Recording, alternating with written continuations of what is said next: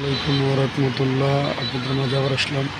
দেখেন আমাদের ছোট বড় ভাই নাম সোহেল ভাই, কুত্তার লেগে কত ভালোবাসা। মুরগি পাও, গিলা কলজিয়া, হাত পাও, হাতের পাকা মাখা এগুলো মিলিয়ে কুত্তার প্রতিদিন এরকমই উনি সিদ্ধ করে এনে খাওয়ায় সব। দেখছেন কুত্তা কতটুকু ভালোবাসে।